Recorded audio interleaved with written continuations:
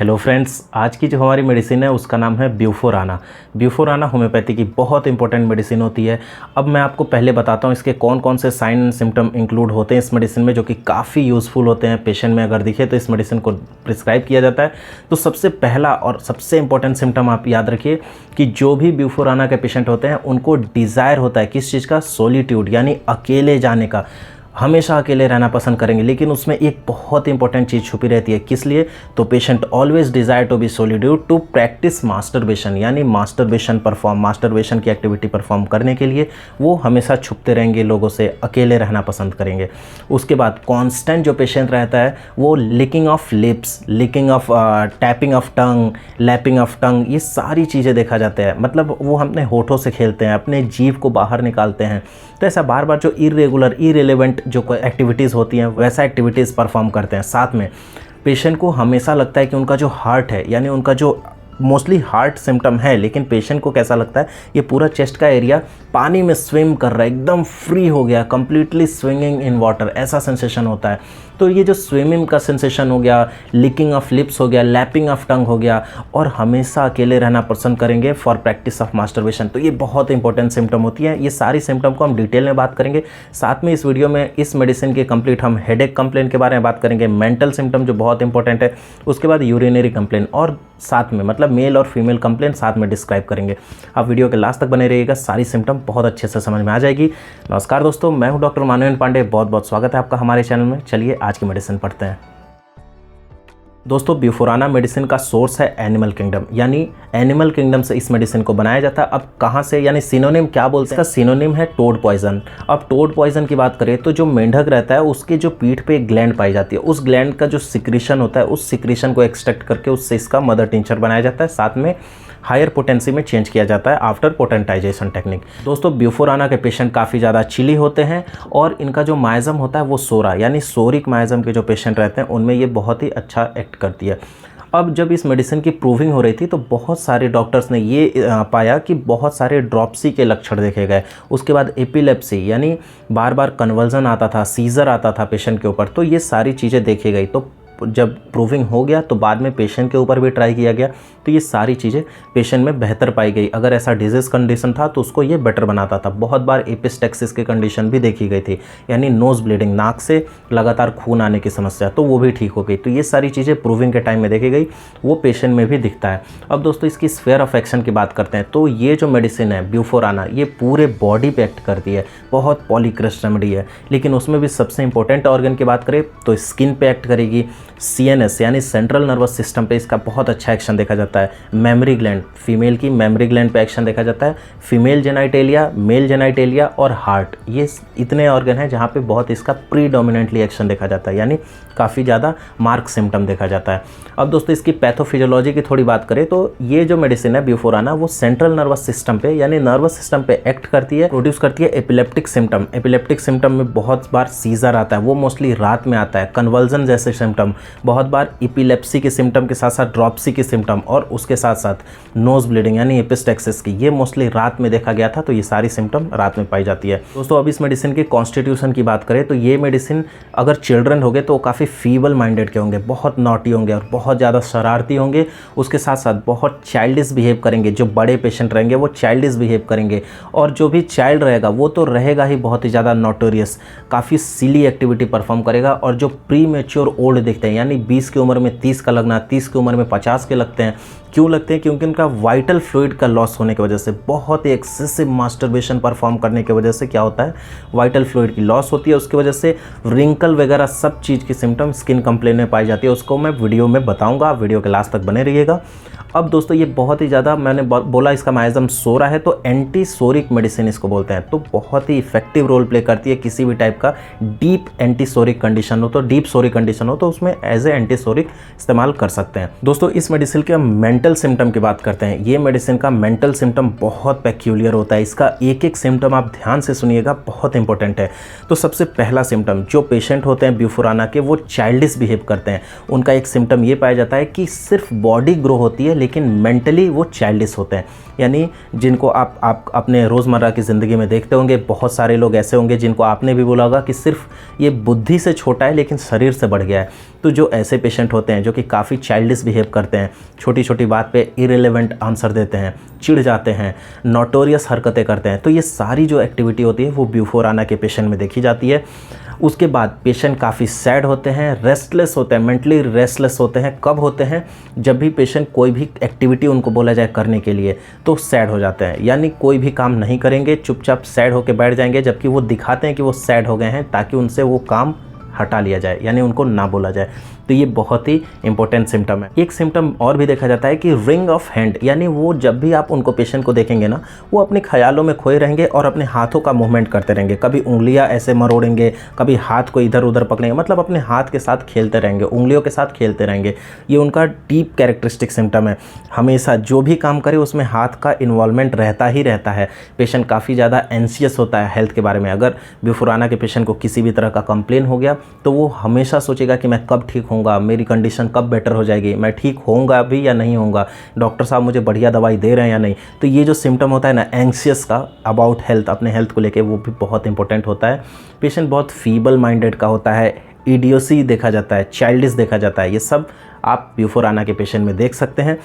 हमेशा nonsense activity perform करना, हमेशा नॉनसेंस बात करना जिसका कोई भी मतलब ना हो, जिसका किसी से किसी का रिलेशन ना हो, तो ऐसी चीज़ों को करने में बहुत मज़ा आता है ब्यूफोराना के पेशेंट को।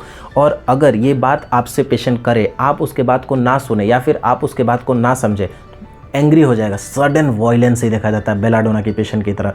हमेशा नॉनसेंस बात करेगा, अगर आप उसको नहीं समझते तो एंग्री हो जाएगा आपके ऊपर, और एंग्री होने के बाद हो सकता है आपको वो मार भी दे, आपको पीट भी दे। उसका वॉयलेंसी लेवल इतना बढ़ जाता है। पेशेंट को स्वीट खाने की बड़ी डिज़ायर होती है। जब भी पेशेंट गुस्सा होता है उसको क्रेविंग्स होती है स्वीट खाने की, और उस समय पेशेंट अपने आप को अकेला ट्राई करता है रहने का, ट्राई टू बी सॉलिडेट। वाई? क्योंकि उसको मास्टरबेशन परफॉर्म करना रहता है। तो मास्टरबेशन परफॉर्म करने के लिए हमेशा अकेला कमरा ढूंढेगा, हमेशा अकेले लोगों के बीच से हट के रहेगा। ये सारी चीज़ें देखा जाता है। उसकी कंप्लेन बढ़ जाती है, एग्रीवेट हो जाता है जब भी म्यूज़िक सुनता है, यानी म्यूज़िक उसका अनबियरेबल चीज़ है। म्यूज़िक ज़रा भी टॉलरेट नहीं कर पाता है पेशेंट को हमेशा एक टेंडेंसी रहती है किस चीज़ की? तो काटने की।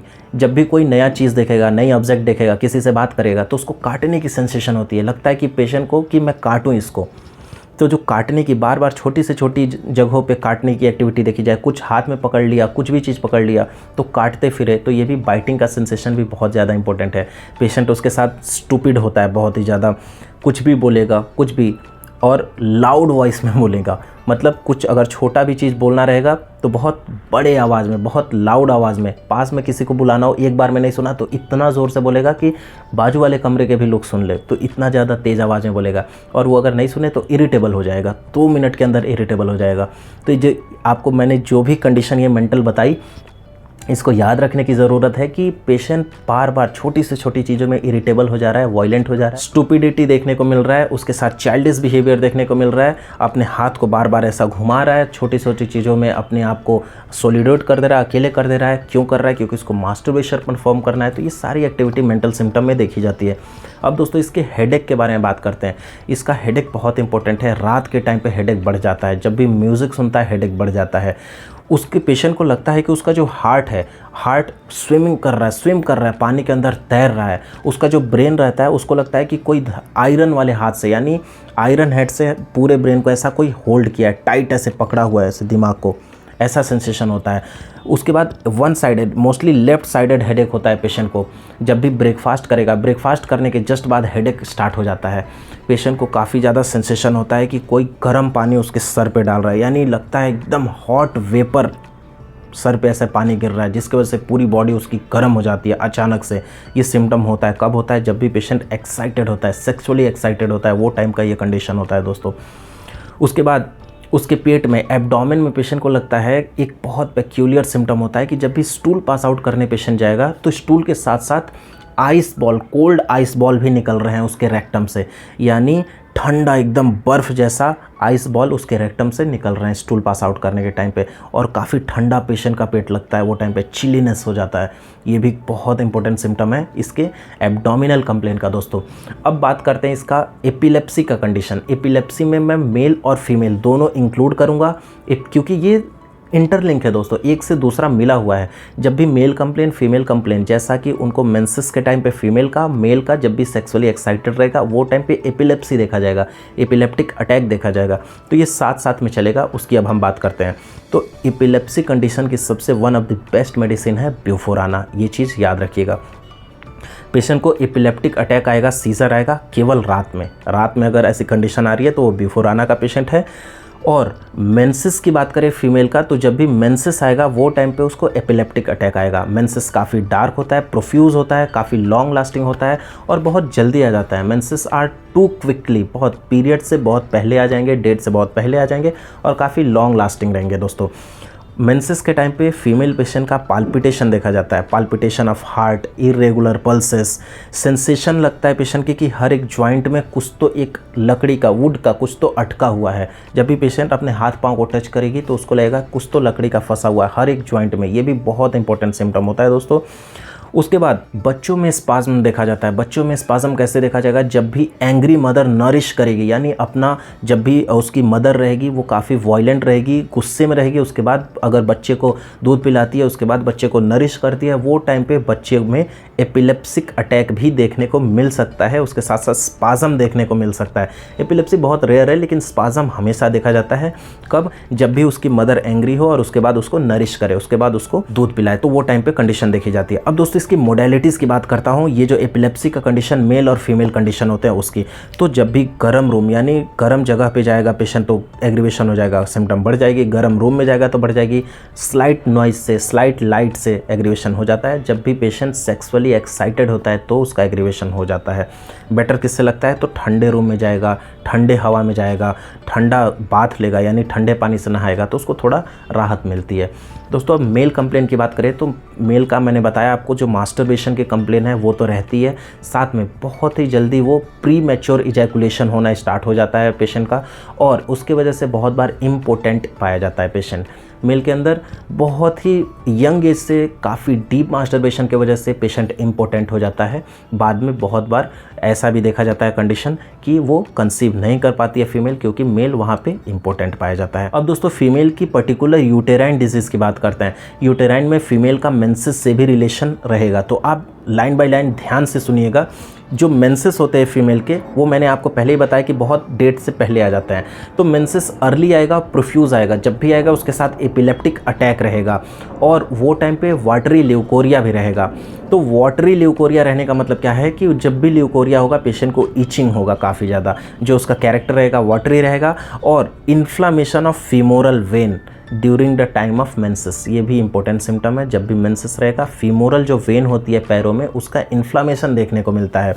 उसके बाद से जो सर्विक्स होता है पेशेंट का, फीमेल पेशेंट के सर्विक्स में इन्फ्लामेशन देखने को मिलता है, सर्विक्स में इन्फेक्शन हो जाता है और उसके वजह से काफ़ी ब्लडी, काफ़ी ज़्यादा बदबूदार डिस्चार्जेस निकलते हैं। काफ़ी ऑफेंसिव होता है वो और ब्लडी, उसमें ब्लड मिक्स होता है डिस्चार्जेस में।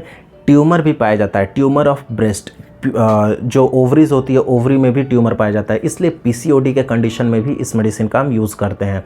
सिस्ट होता है ओवरी में। उसके बाद दोस्तों कॉर्ड लाइक स्वेलिंग होता है, cord like swelling from hip joint to ankle joint, यानी लगता है एक लंबा रॉड सा, मतलब पूरी पैर की सूजन ना होके पीछे या फिर आगे या फिर साइड में, ऊपर से नीचे तक एक लंबा रॉड जैसा फूल जाता है, स्वेलिंग हो जाती है।